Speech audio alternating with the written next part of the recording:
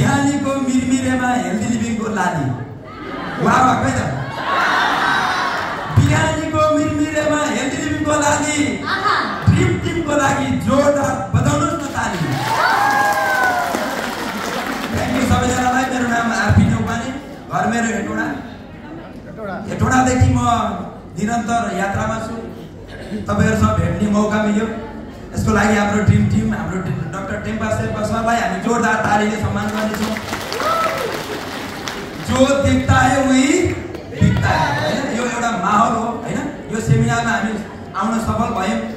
र मैले विगत लामो समयदेखि हेल्दी लिभिङमा छु हुन त धेरै लामो त होइन 4 वर्ष भयो 3 वर्ष मैले रेगुलर काम गरे अहिले 4थो वर्षमा रनिङ छ म खासमा मेरो आफ्नो ड्रिम खासै केही थिएन पहिला जब म हेल्दी लिभिङमा आए बल्ल ड्रिम बनाउन सिके जब सपनै छैन भने कसरी पुरा हुन्छ हो कि हैन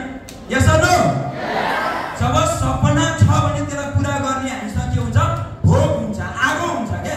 तपाईसँग भित्र आगो बलेको छ त्यसलाई निमाउनको लागि भने मात्रै यहाँ सफल बन्न सकिन्छ त्यसकारण म यहाँ निरन्तर यसमा लाग्दै गए मेरो अरु केही सपना थिएन मेरो बच्चाहरु दुईटा क्यानाडामा थियो अहिले पनि छ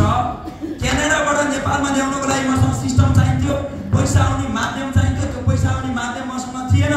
जब म ट्रेडिसनल व्यापार गर्थे सटर खोले पैसा आउँथ्यो सटर बन्द जिरो जागिरमा गए पैसा आउँथ्यो नगए जिरो अब जिरोबाट हिरो बन्ने मसँग कुनै उपाय थिएन जुन बेला त्यो उपाय खोजिरहेको थिए त्यो बेला मैले हेल्दी लिभिङ पाएँ जब निरन्तर यसलाई सिस्टम बुझ्ने मौका पाएँ सेमिनारमा गएँ ट्रेनिङहरु लिए यसको एजुकेसन सिस्टमलाई बुझेँ धेरै मान्छेले भन्नुहुन्छ कि हेल्दी लिभिङ मैले सिकिसकेका छु बुझिसकेका छु सुनिसकेका छु भन्नुहुन्छ जो गहिराईमा हामी पुग्दैनौँ तबसम्म यहाँबाट केही पनि प्राप्त गर्न सक्नुहुन्न यहाँ केही सिक्नुहुन्न जब तपाई मोती चाहनुहुन्छ भने गहिराईमा डुब्नै पर्छ माई फ्रेन्ड्स कि माथि माथि तपाईले समुद्रमा गएर खोज्नुभयो भने त्यहाँ परालको ट्याम्रो भन्दा केही पनि भेट्नुहुन्न यस अर नो यदि जीवन बदल्न चाहनुहुन्छ भने पहिला आफूले आफूलाई खोज्नुस्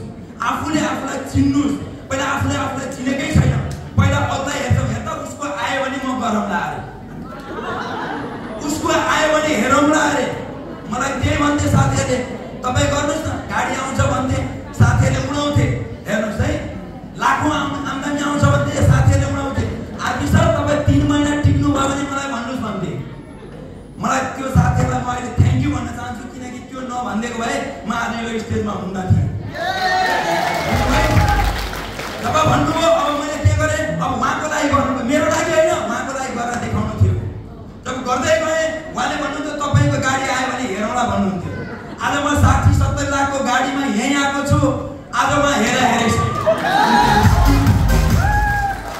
आज मेरो आज पाउने 3 लाखको इन्कम छ पर मन्थ उहाँ हेरेछु त्यसकारणले गर्दा साथीहरु यहाँ हेर्ने बुझ्ने भन्दा पनि गर्नुस् पहिला यहाँ त सिकेर गर्ने गर्दै सिक्ने हो मान्छे के भन्छ बुझेर गरौँला भन्छ श्रीमतीलाई सोधौँला श्रीमानलाई सोधौँला छिमेकीलाई सोधौँला जिन्दगी गइछ यस अर नो आजसम्म तपाईले कुनै साबुनको डलरले नहुँदा कसैलाई सोध्नु हो